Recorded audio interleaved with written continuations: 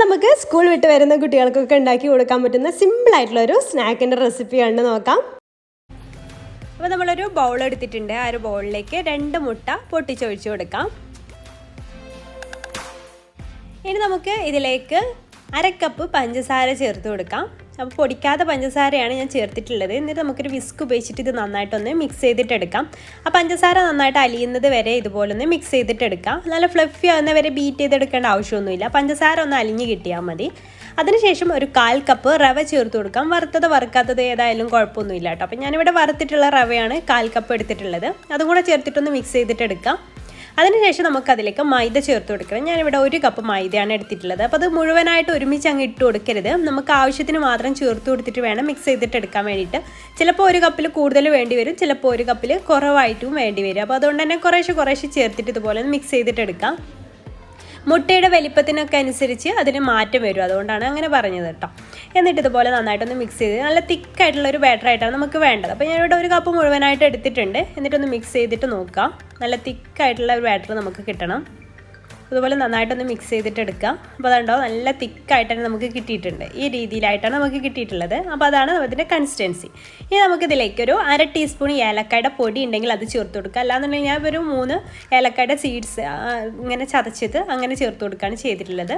പിന്നെ ഒരു നുള്ള ബേക്കിംഗ് സോഡ കൂടെ അതിലേക്ക് ചേർത്തതിന് ശേഷം നന്നായിട്ടൊന്ന് മിക്സ് ചെയ്തിട്ട് എടുക്കുക.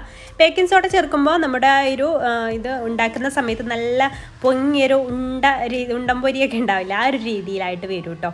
അപ്പോൾ നല്ല സോഫ്റ്റായിട്ട് ഉൾഭാഗം നല്ല സോഫ്റ്റായിട്ട് കിട്ടുകയും ചെയ്യും. അപ്പോൾ ഉണ്ടോ ഈ ഒരു കൺസിസ്റ്റൻസിയിലാണ് നമ്മുടെ ബാറ്റർ വേണ്ടത്. എന്നിട്ട് നമുക്ക് ഓയിൽ നന്നായിട്ടൊന്ന് ചൂടാക്കിയതിന് ശേഷം അതിലേക്ക് സ്പൂൺ വെച്ചിട്ടോ അങ്ങനെ നമ്മൾ കൈ വെച്ചിട്ടാണെങ്കിൽ കൈ വെച്ചിട്ട് അല്ലെങ്കിൽ സ്പൂൺ വെച്ചിട്ട് അങ്ങനെ ഒന്ന് ഇട്ട് കൊടുത്തിട്ട് നമുക്ക് ഫ്രൈ ചെയ്ത് ഇപ്പോൾ ഇതുപോലെ ഒരു സ്പൂണിലാക്കിയിട്ട് വേറൊരു സ്പൂൺ വെച്ചിട്ട് ഇങ്ങനെ ആക്കി കൊടുത്താൽ നമുക്ക് ഈസി ആയിട്ട് അതിൽ നിന്ന് ഇങ്ങനെ റിമൂവ് ചെയ്യാൻ പറ്റും. അപ്പോൾ ഈസി ആയിട്ട് ചെയ്യാൻ പറ്റും. അപ്പോൾ ഇതുപോലെ ചെയ്തെടുക്കുക. എന്നിട്ടൊരു ലോ ടു മീഡിയം ഫ്ലെയിമിലിട്ടിട്ട് വേണം ഇത് ഫ്രൈ ചെയ്യാൻ വേണ്ടിയിട്ട്. ഹൈ ഫ്ലെയിമിലിട്ട് ചെയ്താലും ഉൾഭാഗം വെന്ത് കിട്ടില്ല കേട്ടോ.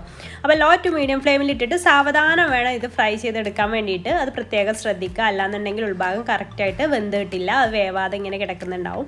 അപ്പോൾ അതുപോലെ ചെയ്തെടുക്കാം. അപ്പോൾ ഇതുപോലെ നമുക്ക് തിരിച്ചു മറിച്ചൊക്കെ ഇട്ടിട്ട് 2 സൈഡും നല്ല ബ്രൗൺ കളർ ആവുന്ന സമയമാകുമ്പോൾ നമുക്ക് ഓയിലിൽ നിന്ന് കോരിയെടുക്കാം.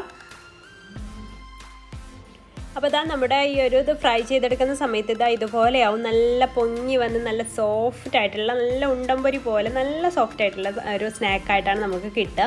അപ്പോൾ ഇതുപോലെ ആവുമ്പോൾ നമുക്ക് ഓയിലിൽ നിന്ന് കോരിയെടുക്കാം. പ്രത്യേകം ശ്രദ്ധിക്കുക, ലോ ടു മീഡിയം ഫ്ലെയിമിലിട്ടിട്ട് വേണം ഫ്രൈ ചെയ്യാൻ വേണ്ടിയിട്ട്, ഉൾഭാഗം നന്നായിട്ട് കുക്കായി കിട്ടാൻ വേണ്ടിയിട്ട്.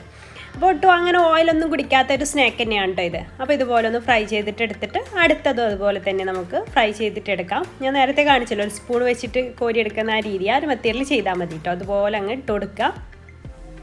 എന്നിട്ട് അങ്ങനെ ഫ്രൈ ചെയ്തിട്ടെടുക്കാം. തീ കൂടാതിരിക്കാൻ പ്രത്യേകം ശ്രദ്ധിക്കുക. ഈ വീഡിയോ കാണുന്ന ആരെങ്കിലും നമ്മുടെ ചാനൽ സബ്സ്ക്രൈബ് ചെയ്യാതെ കാണുന്നവരുണ്ടെങ്കിൽ, നമ്മുടെ വീഡിയോസൊക്കെ ഇഷ്ടപ്പെടുന്നുണ്ടെങ്കിൽ ചാനൽ സബ്സ്ക്രൈബ് ചെയ്യാൻ മറക്കരുത്.